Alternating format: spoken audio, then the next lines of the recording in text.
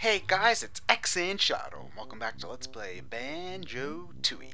In the last part we did some cleanup in the earlier levels of the game, and in this part we're finally going to be exploring one of my favorite levels in Banjo-Tooie, Hailfire Peaks. Reason number one why this is one of my favorite levels in the entire game. The music. Love, love, love Hailfire Peaks' music track. It's like, it fits a lava level theme very, very well, and it's got some sort of epic scale to it, but it's also surprisingly relaxing too, so, you know, I feel like it mixes emotions perfectly to the point where I just love having this play in the background as I explore this level. Anyway, that cutscene that played right there with Gobi the camel, that cutscene won't play if you don't rescue Gobi from the Chamber of Horrors back in Witchy World. And as soon as you do rescue Gobi from the Chamber of Horrors in Witchy World, assuming that you've gone to Hailfire Peaks first and then go back to Witchy World to save him, the cutscene will immediately play then. But since we did that beforehand, we saved Gobi way back, that cutscene plays now, so hooray for us, I suppose. We get that sort of thing early. Anyway, yeah, you see that dragon there? He's gonna shoot some stuff at us. The dick. Ow! Motherfucker. Yeah, he's not a very nice guy. We'll deal with him later. Spoiler warning, he's the boss of this area, so yeah. Look forward to that. And Kickball Stadium. Well, that's, odd, I suppose. Didn't we do this in, like, the first level of the game? That, you know, sort of bizarre, I suppose, but whatever. So, well, this is the Kickball Stadium, and it is host of a kickball game. We'll explain how that works in a little bit. It's not the only thing you do in here. Back in Mayhem Temple, the Kickball Stadium was really just there to get you to play kickball. But in this case, you know, there's a couple of puzzles revolving this room in this area. So, you know, you're not going to just be going up and playing kickball in this place. You're going to be doing more than just that. But how can you play kickball without the Stony transformation, you may ask? Well, this is the one place in the game where you can actually transform into a transformation and leave the level with that transformation. In most situations, okay, well, that might be a lie. This might not be the only place where that happens. You might be able to do it with the submarine what's that level called? The submarine in Jolly Roger's Lagoon. You might be able to go into the Glitter Gulch mine and Grunty's Industries pipes with that, but this is the only case where you can actually do something with the transformation at the very least. You open up that passageway in the Kickball Stadium, which opens up the door to the other Kickball Stadium. They're connected because of gameplay. And, well, you transform back into the Stony. Yeah, you didn't think you'd be seeing this waddly motherfucker again, did you? But nope, you can. Although I suppose you'd be expecting it if you've already played the game before, but I'm assuming you're all dumb idiots who haven't played this game yet. So, yeah. So, yes, the Stony is just as awkward and, well, kind of funny looking, actually. He's kind of dumb looking, but he's dumb looking in that sort of, like, endearing sort of way. Also, don't think that you can explore most of Hailfire Peaks with this guy, because you can only explore this kickball room, so yeah, you're not going too far with him, but you can at least play the kickball matches with him, so, you know, that's nice. I really do like this idea, though, where most of the time, again, it's just one of those situations where, you know, normally transformations are self-contained, but here in this bigger world, you can go to a kickball stadium as something, you can go to Hailfire Peaks as something other than the Wumba transformation inside Hailfire Peaks. I just love that that aspect to the gameplay, and in this case, it's not even all that hard to figure out. You know, you see the Stony dude, you figure, oh shit, I gotta become a Stony. How does that happen? Once you find that passageway to the Mayhem Temple, everything starts to make sense, and it's not like you have to be guessing for an hour. You know, you know exactly what you're going to do, and you start to do it. You know, it's all very, very simple, and I enjoy that. Anyway, you might be wondering what the hell I'm doing right here, because I'm playing this very differently than I played the original kickball minigame. You know, in the original kickball minigame, it was all about getting balls into your goal as fast as possible. In this case, it's not really like that. In this kickball minigame, all of the kickball minigames in Hailfire Peaks, I should mention, the role, it's golf golf rules, basically. Lowest score wins. So, you want to keep as many balls out of your goal as possible, which means playing defense is far more important than playing offense. Most of the time, although there are points where the computer players will gang up on you, it's a far better strategy to wait and only shoot balls that you catch over to the other opponents. You know, you want to focus far more on defense than on offense, because let's just say that you have 4 points and another person has like 4 points. All of the time that you spent being offensive in that first round will basically mean that you have a wide open net for all the other guys to put shots in, and you'll probably end up taking more points than you give out to the other guys, because, you know, there's 3 of them and 1 of you. So, yeah. However, the second match basically functions incredibly similar to a match in the Mayhem Temple Kickball League, because instead of having yellow balls which add score to the opponent's nets, we have red balls which detract score from your own. So the strategies you used in Mayhem Temple basically apply here as well, because instead of trying to add points to your own score, you're trying to subtract points from your own score. But the same basic strategy applies, you know.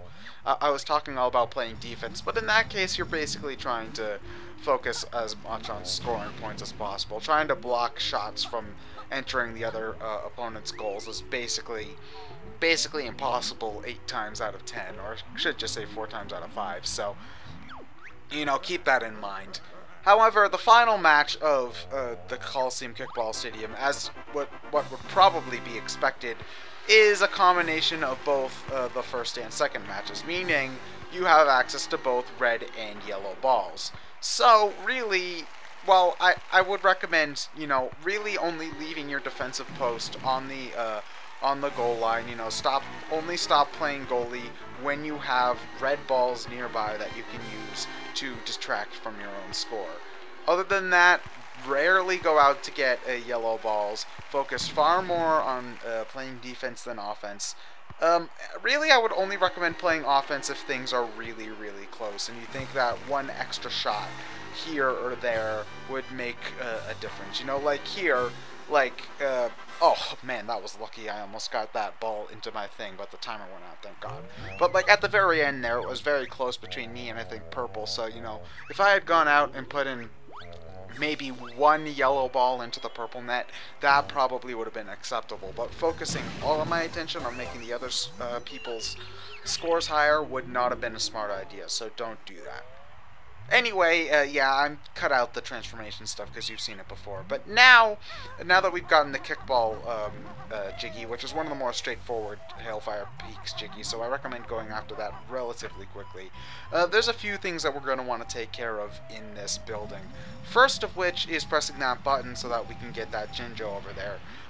There really isn't any way to get into that Jinjo without pressing that button. Like, you could fly, but I'm pretty sure that the water there, which is superheated by the way, would hurt you even if you did like a beak bomber or something against it. So I pretty much, yeah, using the button there is pretty much mandatory for getting it. But seeing as that button is relatively easy to spot, you shouldn't have too much trouble with it.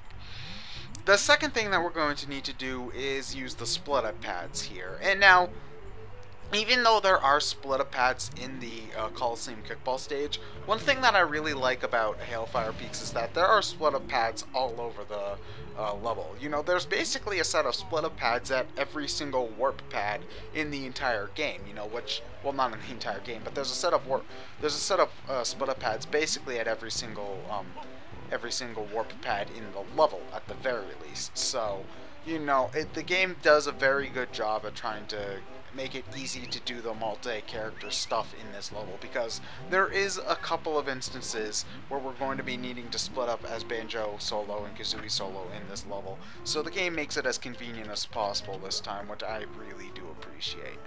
However, we're going to need to have Kazooie solo for this part, and this is something that I probably should have waited on doing, because in order to get to that button there, we are going to actually have to, oh wait, never mind, I lied. We're going to need to use claw climber boots.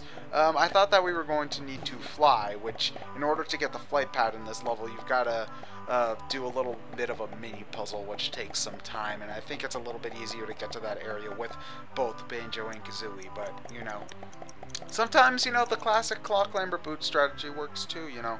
You can't underestimate the power of the classics. Oh wait, I lied. You do need the flight pad to get that one, but you use the claw climber boots to get that Cheeto page.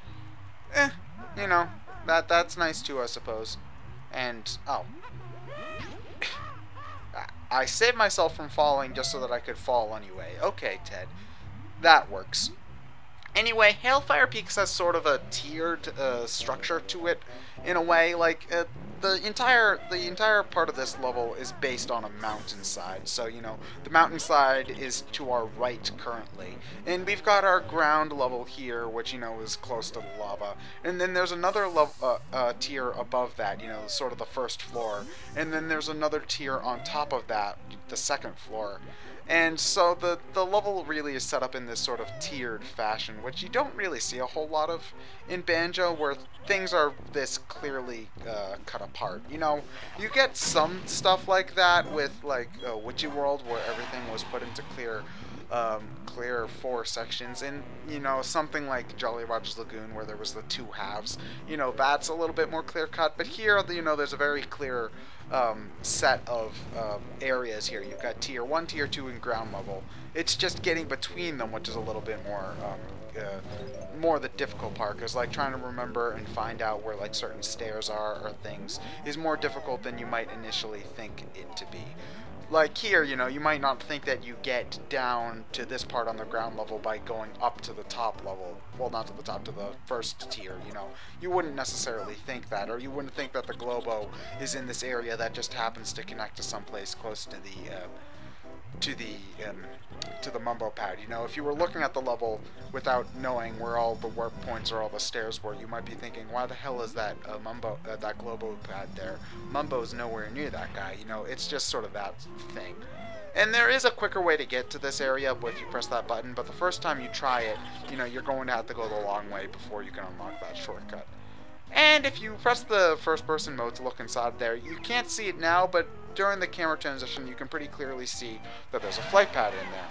How are we going to get to that flight pad with this giant stone thing in the way? Well, our friend Mr. Dragon pretty much settled that for us. And the thing about that is that you need to use the dragon to open that up, which is basically your hint that you should use the ow, stupid dragon. That's basically our hint that we should be using the flight pad to get to the dragon, and he's basically on top of the mountain. So that's how you get to him if you're interested.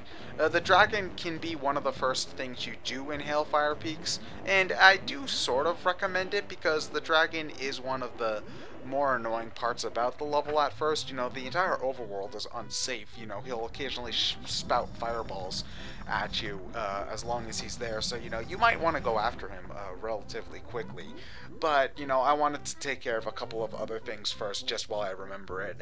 Almost always I go after this entire Coliseum kickball area first, just so that I can get it done and out of the way, because there's a couple of different aspects to it, and if I go to it later, I'm never going to remember the different parts of it. You know, just like, okay, there's the kickball, and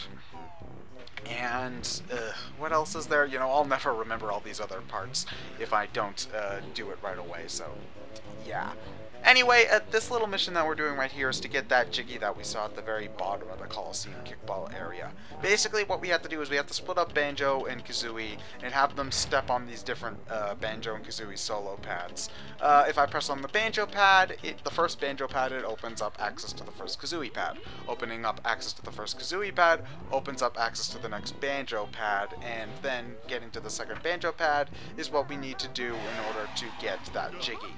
Thankfully, however, once you get onto the second Banjo pad, that door is open forever, and we can combine with the characters pretty easily and grab the Jiggy right there. So that's pretty nice, you know. And also right here, we're doing a little bit of an instance, one of the very few instances, where, oh, well that was dumb, where using the Wonder Wing is actually a good idea and mandatory, and that's to get across this lava pit. You see right there, the lava you know, the Wonder Wing makes us immune to the lava, but it also made us immune to that hot water, which I assure you is hot water that will hurt you if you touch it.